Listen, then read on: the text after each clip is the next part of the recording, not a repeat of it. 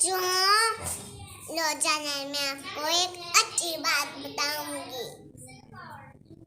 پڑھنے سے پہلے دعا مانگنی ہے، لبی جنی لما لبی جدنی لما لبی جدنی لما۔ بسم اللہ الرحمن الرحیم۔ اسٹوڈنٹس، آج ہم نے یوٹیلائزیشن آف الیکٹریکل انرجی کا جو سبجیکٹ ہے ہمارا، اس کا چیپٹر نمبر 5 ڈسکس کرنا ہے۔ اور یہ جو چیپٹر ہے ہمارا وہ الیکٹرک ہیٹنگ کے بارے میں، مینس کہ الیکٹریسٹی کو یوز کرتے ہوئے ہم ہیٹنگ کی پروسیس کس طریقہ کار سے کرتے ہیں۔ سب سے پہلے ذرا اس کو سمجھتے ہیں ہم کہ الیکٹرک ہیٹنگ ہے کیا چیز ہے، اس کا پرنسپل کیا ہے، کس طرح یہ کام ہو رہا ہوتا ہے۔ تو اگر سمپل ڈیفینیشن ہم دیکھیں تو electric heating is any process in which electrical energy is converted to heat energy. ٹھیک ہے، تو کسی چیز جیسے اگر ہم بجلی گزارتے ہیں، الیکٹرک کرنٹ گزارتے ہیں، تو اس کے بدلے میں اگر ہمیں وہ آگے سے ہیٹ فراہم کرے، جیسے مثال کے طور پر ہمارا آئرن یعنی استری والا سلسلہ ہے یا الیکٹرک ہیٹر ہے، اس طرح کی کامن ایگزامپلز ہیں، ان میں سے اگر الیکٹرسٹی گزاری جائے اور اس کے نتیجے میں ہمیں ہیٹ انرجی ملے، تو یہ جو پروسیس ہوگا وہ ہمارا الیکٹرک ہیٹنگ کہلائے گا۔ الیکٹرک ہیٹنگ جو ہوتی ہے وہ جول ہیٹنگ پرنسپل کے اوپر کام کری ہوتی ہے۔ جول ہیٹنگ ہوتی کیا چیز ہے، یہ سمپل سی ڈیفینیشن ہے جی۔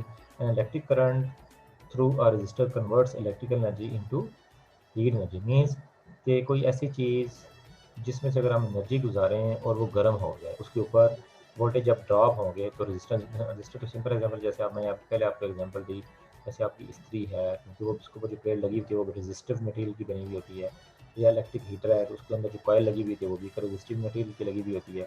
تو جب ان کے اندر سے الیکٹریسٹی گزرتی ہے تو بہت زیادہ رزسٹنس فراہم کرتے ہیں، تو اس رزسٹنس کی وجہ سے اس کے اندر ہیٹ پیدا ہوتی ہے۔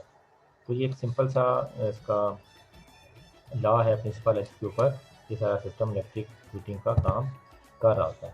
اب ذرا اس نے انٹروڈکشن میں اس کو ذرا زیادہ تھوڑا واضح کر دیا ہے۔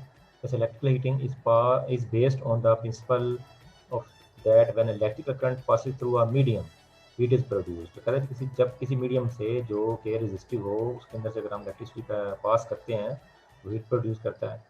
جیسے let us take the case of solid material which as resisting, جیسے کہ ایک رزسٹر ہے، ohms جو ہوتے ہیں، and current flowing through it is I amperes per t seconds, then heat produced in the material will be H is equal to I square RT۔ لیکن اس کو I square R losses بھی بولتے ہیں، یعنی کسی چیز میں سے جب ہم کرنٹ گزارتے ہیں اور وہ رزسٹو مٹیریل ہو، صحیح بات اس کا کوئی نہ کوئی ٹائم بھی ہوگا، 1 سیکنڈ ہے یا 1 منٹ ہے، 1 آور جو بھی ہے، تو اس کے نتیجے میں جو چیز پیدا ہوگی وہ ہیٹ کہلائے گی جاؤلز میں۔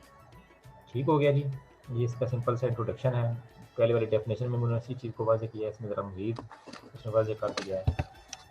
اب دیکھیں جی، domestic application of electric heating, یعنی روٹین میں ہم لوگ جو نارمل روٹین میں یوز کرتے ہیں، کس کس جگہ پر الیکٹرک ہیٹنگ جو ہے وہ ہمارے کام آ رہی ہوتی ہے۔ جیسے مثال کے طور پر روم heater for heating the building, home heater heating کے طور پر ہم اس کو استعمال کرتے ہیں۔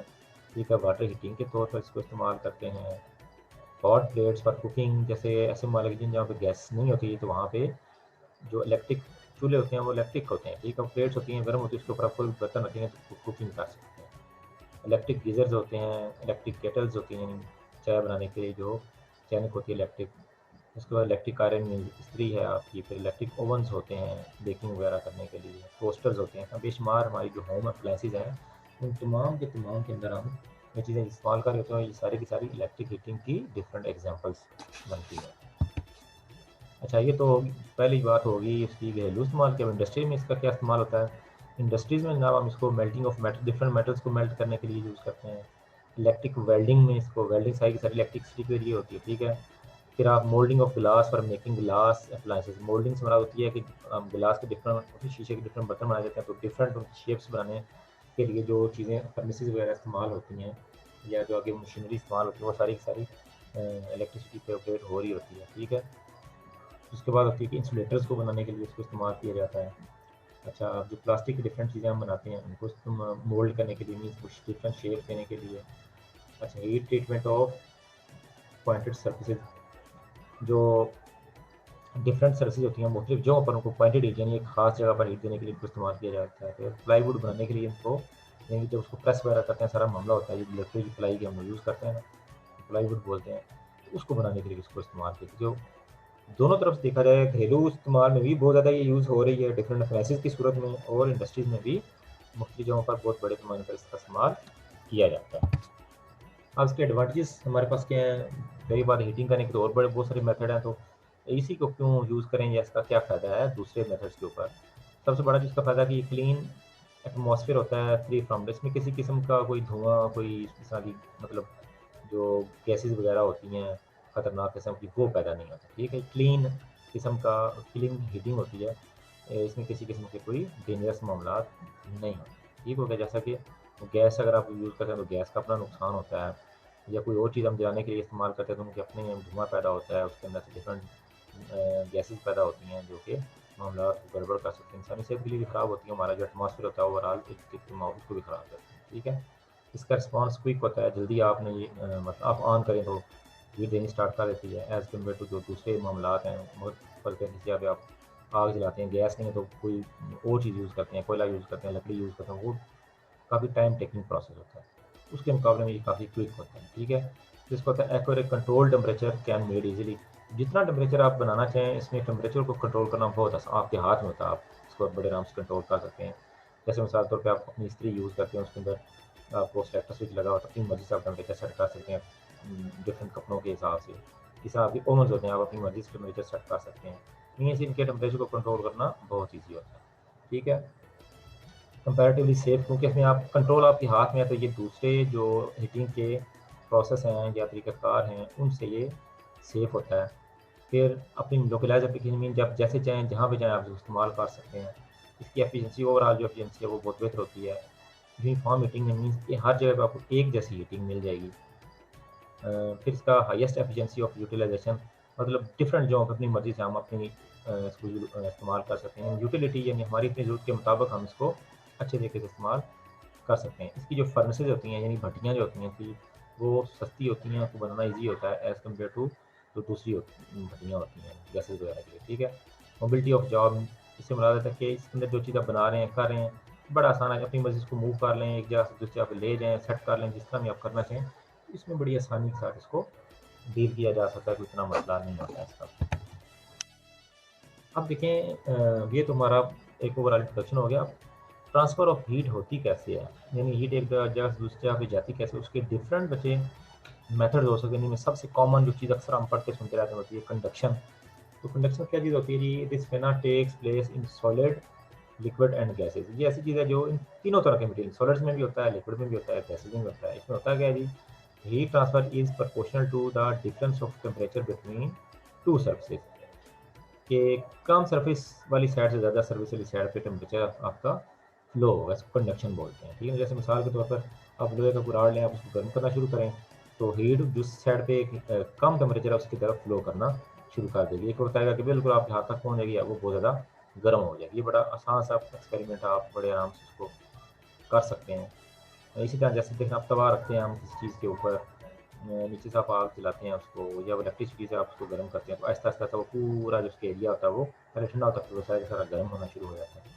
ٹھیک ہے, یا فرض کریں ایک چمچ آپ لے لیں, چمچ آپ کسی گرم چیز کے اندر رکھتے ہیں, تو آہستہ آہستہ آہستہ وہ ساری ہیٹ کو سک کرتا ہے اور وہ چمچ کو اوور اوپر تک وہ گرم ہو جاتی ہے. ٹھیک ہے, اس میں مالیکولس کی موشن کا ہونا ضروری نہیں ہوتا, کنڈکشن کے ذریعے یہ آٹومیٹیکلی یعنی زیادہ ٹمپریچر والی جگہ سے کم ٹمپریچر کی طرف ہیٹ خود بخود ہی فلو کرنی شروع کر دیتی ہے. یہ جو فنامنا آتا ہے یہ کنڈکشن کہلاتا ہے. جیسے آپ کا کنڈکٹر ہے, تارے ہم یوز کرتے ہیں بجلی کے لیے, تو آپ جو ہی بٹن آن کرتے ہیں آٹومیٹیکلی وہ چارجز ہوتے ہیں فلو کرتے ہیں جا کے, اس کو جو بھی آگے لوڈ لگا تو اس کو آن کرا دیتے ہیں. یہ سارا جو پروسیس ہوتا ہے اس کو کنڈکشن بولتے ہیں. اس کی جو دوسری ٹائپ ہے انرجی فلو کی یا ہیٹ فلو کی, اس کو کنویکشن بولتے ہیں. تو یہ جو فنامنا ہوتا ہے یہ عام طور پر لکوڈ اور گیسز میں زیادہ ہوتا ہے اور سالڈز میں کم ہوتا ہے. Heat is transfer due to actual motion of molecules. اس میں کیونکہ لکوڈ میں اور گیس میں مالیکولز کافی کھلے کھلے ہوتے ہیں اور ان کی موومنٹ بڑی ایزی ہوتی ہے, تو بڑے آسانی سے یہ مالیکولز جب موو کرتے ہیں تو اس کو وہ ساتھ ساتھ آپ کی ہیٹ بھی موو ہو رہی ہوتی ہے. یہ جو طریقہ کار یہ کنویکشن کہلاتا ہے. ٹھیک ہے, کہ آپ کو ہوتی ہے ریڈیشن, ریڈیٹ کرنے سے مراد ہوتی ہے کہ ہیٹ ایک جگہ سے نکل کے باہر کی طرف اڑنا. ٹھیک ہے, اس phenomena is confined to surface. یہ عام طور پر سرفیس لیول کے اوپر یعنی جو سطحیں ہوتی ہیں وہاں پہ ہوتا ہے. ریڈینٹ انرجی امیٹڈ اور absorbed is dependent on the nature of the surface. تو کچھ سرفیس ایسی ہوتی ہے وہ بڑی جلدی ہیٹ کو ریڈیٹ کر دیتی ہے, کچھ ہوتی ہیں وہ تھوڑا ٹائم لگاتی ہیں, کچھ ایسی جو میٹلز ہیں وہ بڑی جلدی ریڈیٹ کر لیں گی, بڑی جلدی خود گرم ہو جاتی ہیں اور اس کے اندر سے بڑی جلدی ہیٹ نکلنا شروع ہو جاتی ہے. جیسے مثال کے طور پر آپ کی جو پلیٹ ہوتی ہے استری کی, وہ اس کی ایگزامپل ہے. آپ کا توا ہے جو ہم یوز کرتے ہیں وہ اس کی ایگزامپل ہے. اور اس طرح کی جو چیزیں ہوتی ہیں وہ اس طرح کے معاملات میں کام کر لیتے ہیں. تو یہ آپ کا جو میتھڈ ہے یہ آپ کا ریڈیشن میتھڈ کراتا ہے. ٹھیک ہے, آگے ان کا نیکسٹ جو لیکچر ہوگا اس میں ہم اس کی جو کلاسیفیکیشن ہے, یعنی کتنے طرح سے الیکٹریکل ہیٹنگ کام کرتی ہے, اس کی کون کون سی ٹائپس ہیں, کس ٹائپ میں کیا فائدہ ہے, کیا نقصان ہے اس کا کام کرنے کا, کیا میتھڈ ہوتا ہے.